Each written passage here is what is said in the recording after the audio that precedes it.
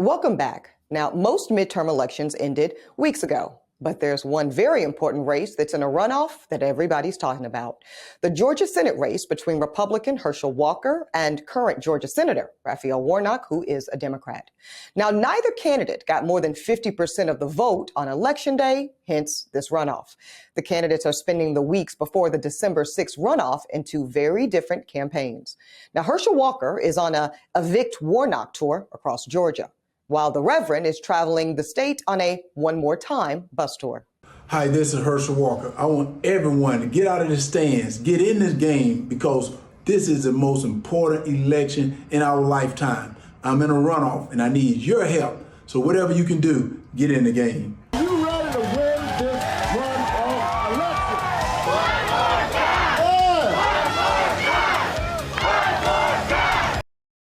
Let me bring in my guest, Tharon Johnson. He's a public, political, and business strategist and the founder and CEO at Paramount Consulting Group.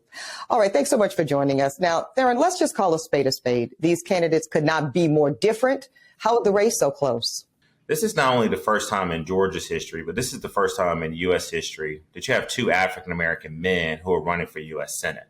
And so voters, not just black voters or white voters or Asian voters, Hispanic voters, they've never been really given this choice for this race. And so initially, when this race started, you saw Senator Warnock doing exactly what he's doing now. It was a very positive campaign, talking about his record, talking about how he's been proud to serve Georgians.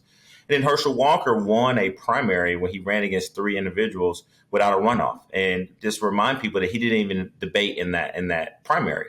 And so as a black man, look, I grew up in Athens, Georgia. I remember Herschel Walker, the football player.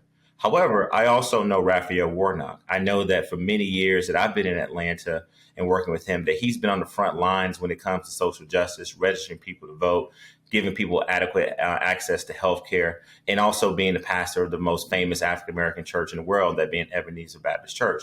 And so, look, we got to really step back and say the Republicans have just fundamentally made a decision that they're willing to look past all of the flaws, all of the untruth, the troubled past, the lies, the hypocrisy of Herschel Walker. But I do think he will win. He, being Raphael Warnock, will win this December 6th runoff because, one, I think he'll fire up the base. If you look at early voting in Georgia right now, it's up. And I think he'll get enough disaffected Republicans who are very, very smart, who are sensible, to say, hey, we can't have someone like Herschel Walker representing us in the U.S. Senate. Right now, there are 50 Democrats elected to the Senate. So some folks feel that they're saying that the majority is already clinched for the Democrats.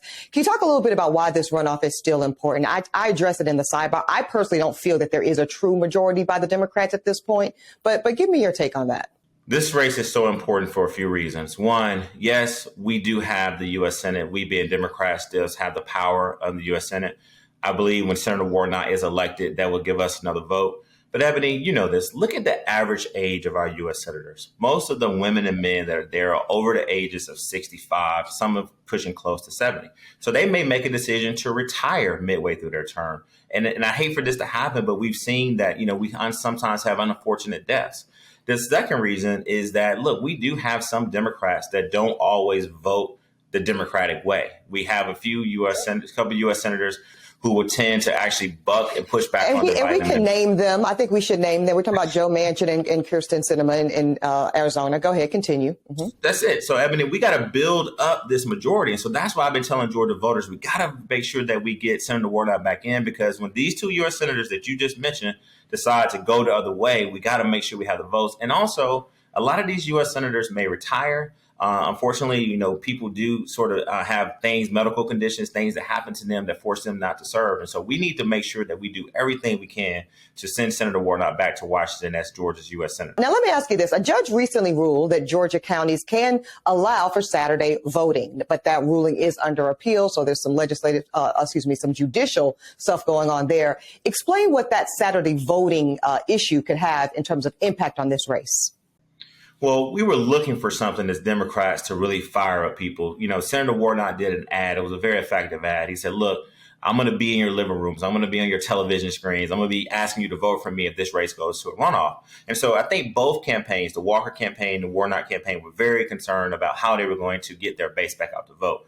But Eboni, when the Republicans filed lawsuits and tried to reject the ability for just citizens, people who are registered to vote, to actually vote on the weekends, to me, that fired up the Democratic base. And a lot of these counties were able to prevail. And we had a massive Saturday voting for Senator Warnock in Georgia on this past Saturday. But it was the lawyers getting together, the senator's campaign, following the lawsuit. And so I think Republicans should have actually spent more time actually saying, you know what, let's be for democracy. Let's give people more access to vote. Instead, they filed these lawsuits. And I think that fired up young people. The one thing that Eboni, and I know you talk a lot about this on your show, young people are voting. And I'm so proud of them and how they're voting right now in Georgia. Indeed. Now, to that point, regardless of a lot of people's disenchantment with Herschel Walker, like you said, he won a primary without even a runoff. I mean, he's got some real energy behind his campaign. That's the reality. If he were to somehow sweep this thing out and squeak by and win a U.S. Senate seat, what happens to the U.S. Senate? But, look, let's give Herschel Walker some credit. Herschel Walker did win his primary without a runoff, and he did better than expected in the debate. Now, he also did a masterful job of lowering the expectation. The media nationally and locally sort of didn't think that he was going to be a performer, so he definitely got a trophy for showing up. But since then, he's run a pretty disciplined campaign, and he's sticking to his, sort of support of the Republican agenda. But I think if he were to win, I think a lot of his colleagues are definitely would not be proud. I mean, I think he hasn't done a lot of the stuff to lead up to running for U.S. Senate. I mean, we can't forget this. I mean, this is an elite club of women and men of 100. Yeah, this is an elite fraternity and sorority that you fight to be a part of. And it's so much expected to be a U.S. Senator. And so I just think that Senator Warnock is doing everything he can to encourage voters to go out and vote for him. And I think he's run a very positive campaign with some attacks, some necessary attacks. And I think he's closing the strongest. All right. Now, Tharon, I wanted you to stick around because upcoming, we're going to shift the conversation from the midterms to actually the presidential election. We know 2024 is going to be here before any of us know it. So we want you to help break that down for us here at theGrio.